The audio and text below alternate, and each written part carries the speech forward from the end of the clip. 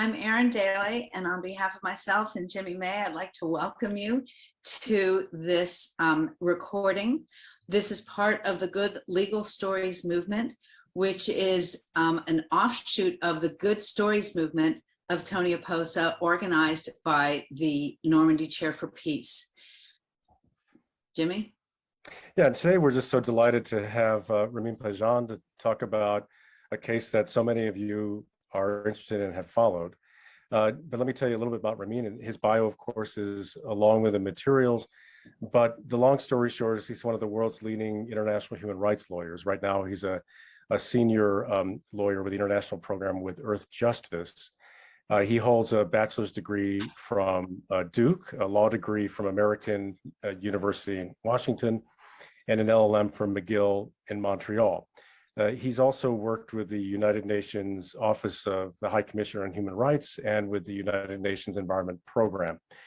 And he's here to talk to us about one of the recent cases in a suite of cases that he's worked on to promote human rights for kids in the context of climate change. So Ramin, welcome and thank you for joining us. Thanks, Jimmy. Thanks, Erin. I'm really happy to be here. So our first question is just sort of to tell us about the case. Thank you. Yeah, so about almost a little over 2 years ago, we being Earth Justice and Hausfeld law firm, brought a complaint in the United Nations Committee on the Rights of the Child, which is a body of experts that monitors compliance with the Children's Rights Treaty, which is one of the big human rights treaties that is in the United Nations system. And it's I think the most adopted and signed treaty in the world. And I think the only country actually who hasn't signed it or adopted it is the United States. So we represented 16 youth who were from different countries around the world. Some were from small island states, some from Europe, almost every continent, and with different backgrounds. Like some were indigenous peoples, some were you're just normal adolescent teenager in America who happens to be an activist. And they wanted to bring a case highlighting basically government inaction with respect to climate change. All of them were experiencing or are experiencing some kind of harm already, whether it's usually physical, but almost always emotional and mental harm, just facing sort of the uncertainty and the dangers of climate change and witnessing just how little our government is doing really to protect them. And so these youth were all different ages. Some have actually brought cases themselves in their own countries. We had an Indian youth who brought a case in India who had lost the case. And we sort of brainstormed and thought, well, where's a good place to kind of bring a case, put pressure on governments, highlight this issue. And we really thought the Committee on the Rights of the Child would be a really good body to bring a complaint. It would highlight the human rights connections to climate change. It would really place value on the special protections that children should have because of they're more vulnerable to climate change and will experience it very differently, for example, than someone who's in their mid-40s like me. And at the same time, it brought it sort of international dimension. We thought, well, if anybody can say anything about climate change and tell states what to do, this is probably the best one when it comes to protecting children's rights. So we filed this case 2 years ago. The main problem is that you can only bring a case against countries that have accepted that the committee can hear a case against them, and that happens to not be every country who has adopted this treaty. I think there's maybe a little over 40 countries who have agreed that you can bring a case against them.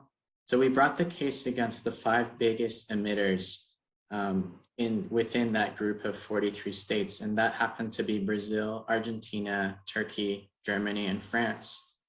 And we chose those 5 because they're members of the G20.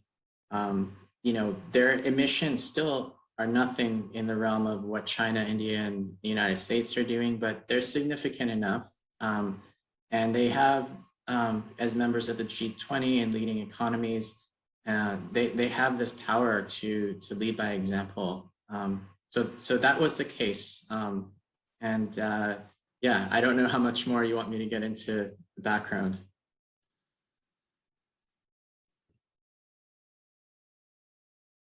Yeah, thank you. That's perfect. What's happened recently? Are there any recent developments with the case? Yeah, so we like I said, we brought the case over 2 years ago, and I think this highlights just generally the problems, you know, we're having with enforcing some of these climate, you know, inactions. And it took about 2 years, and about a year into it, we got a reply basically saying, okay, you know, here's the countries have an opportunity to provide a written response. So they did that, and then we had an opportunity to reply to that.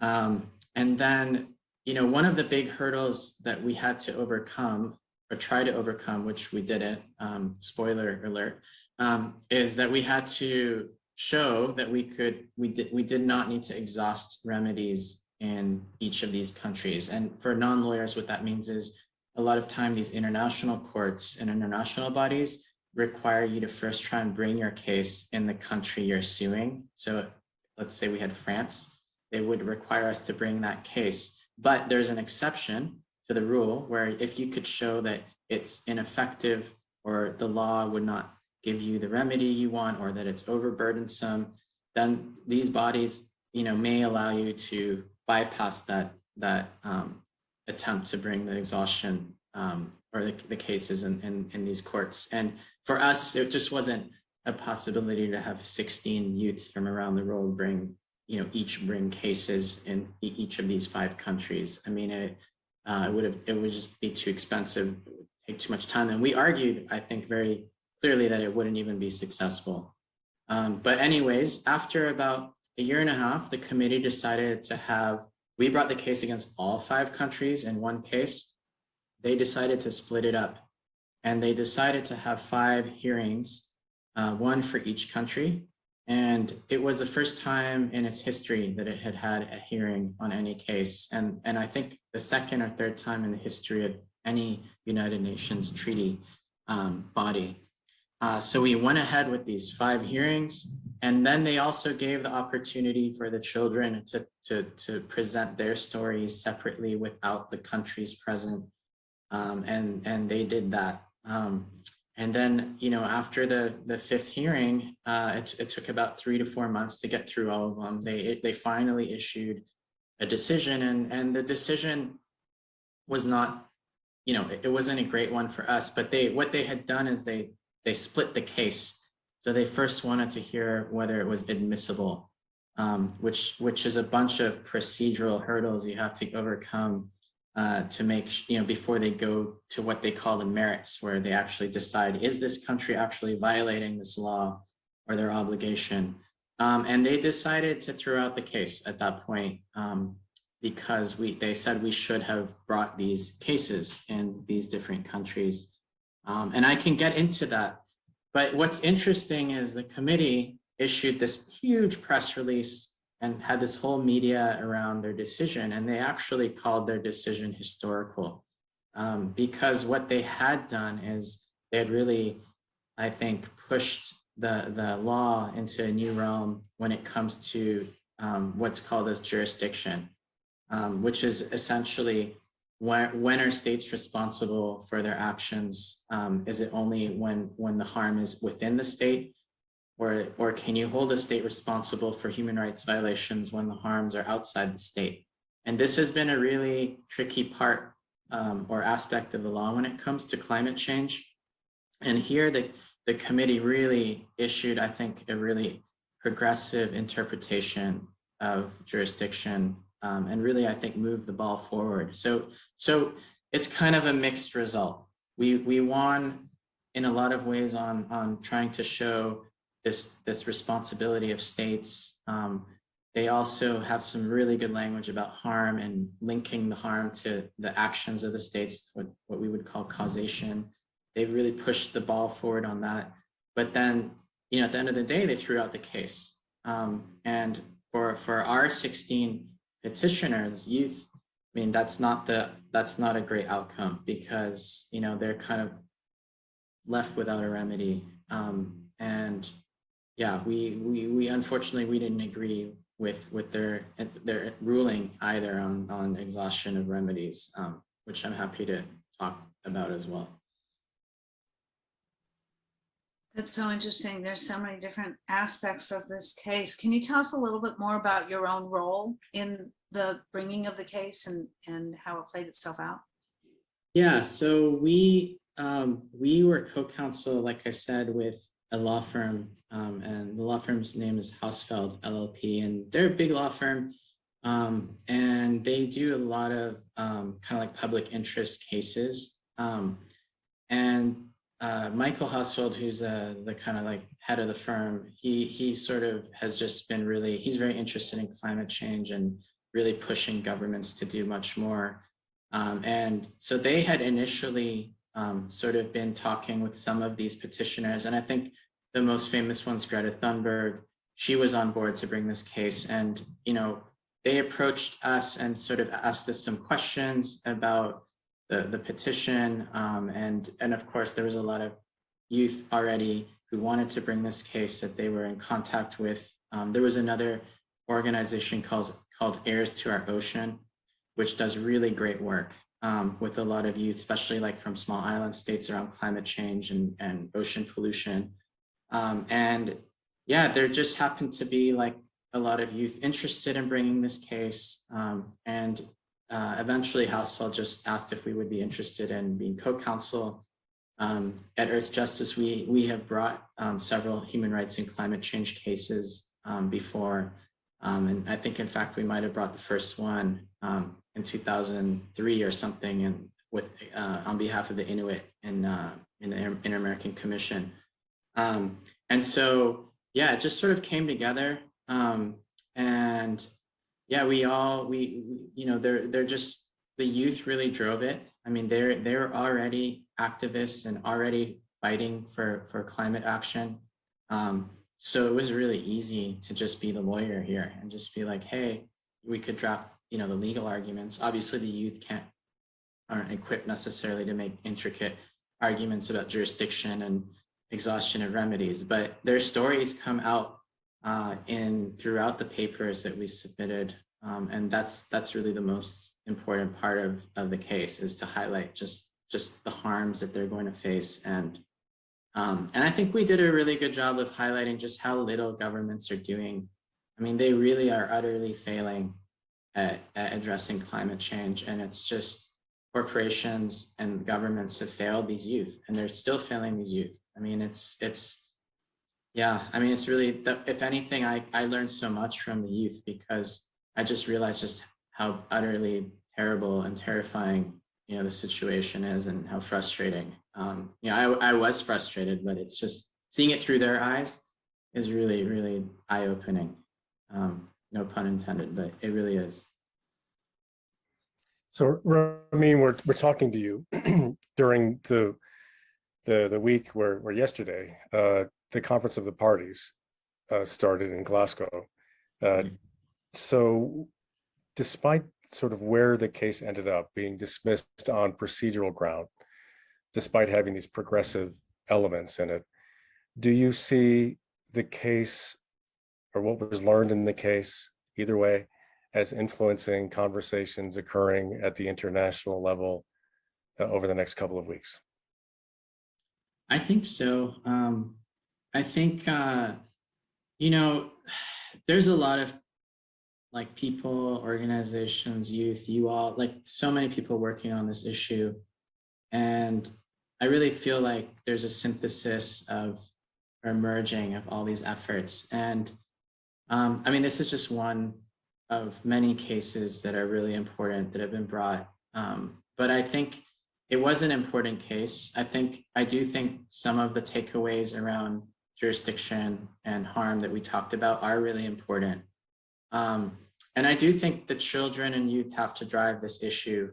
I mean, and I feel like even at the COP, there's a huge youth movement that's participating and putting pressure on the government. I think even on the Secretary General of the United Nations, there's a lot he can do, which we saw, with COVID-19, he did so much, and he can mobilize the UN in the face of inaction. And I think there's a lot more for the UN to do.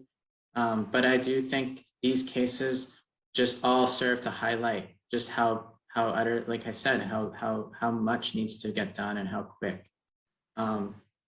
And yeah, I mean, unfortunately, there's difficult obstacles, as we all know. But I hope that this case is a little bit of a kind of way to highlight, some issues and to kind of push things forward. But I mean, I don't want to pretend that it's like the case. There's just so much out there. People are really doing amazing work. In each of these cases, even the ones that are not successful on their own terms, contribute in some way to sort of building up the arguments and preparing for the next challenges and help to shape the law a little bit. Yeah, I fully agree with that, Erin. I hope that people will build on the good, the good parts of this decision and build on that. And there's cases that are similar outstanding, like there's a case before the European Court. There's another case in front of another UN treaty body on behalf of Australian, the Torres Islanders. And these issues are fully in play in front of those courts. So I really think these decisions like this committee, it really used the decision of an Inter-American Court to kind of, it built on that to drive the law forward. And I hope other bodies will use this decision now to even go further. So I agree with that, Erin. Ramin, 2.5 weeks ago, the United Nations Human Rights Council recognized a right to a healthy environment, as you well know.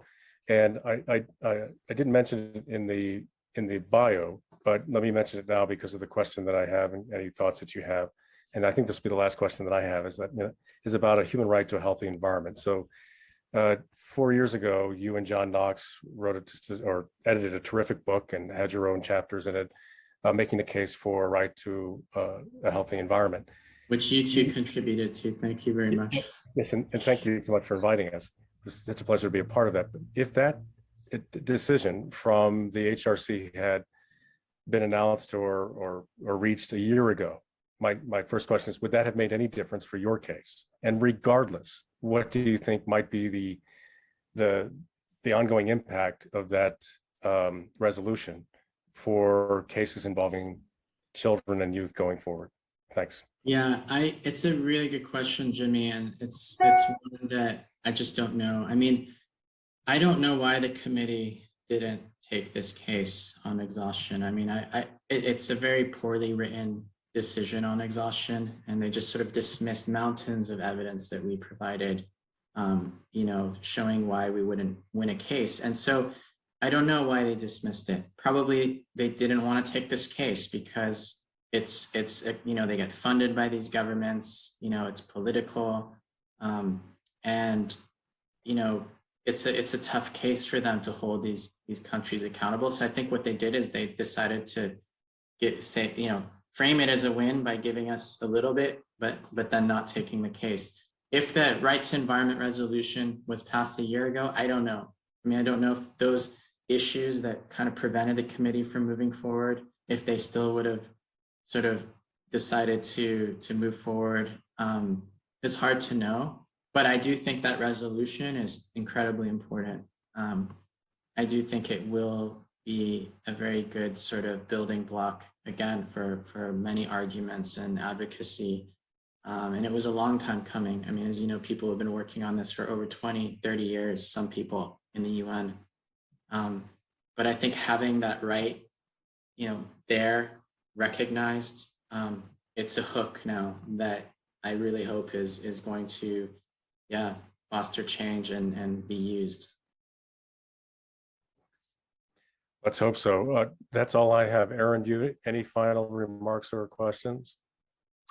I think you've answered this, Ramin, and thank you so much for that really sort of fulsome description of the case and your role in it and the children's roles in it. If you could just say, like, in one or two sentences, and I do think that you've already sort of talked about some of this, but what does ultimately the thing that makes this most a good legal story?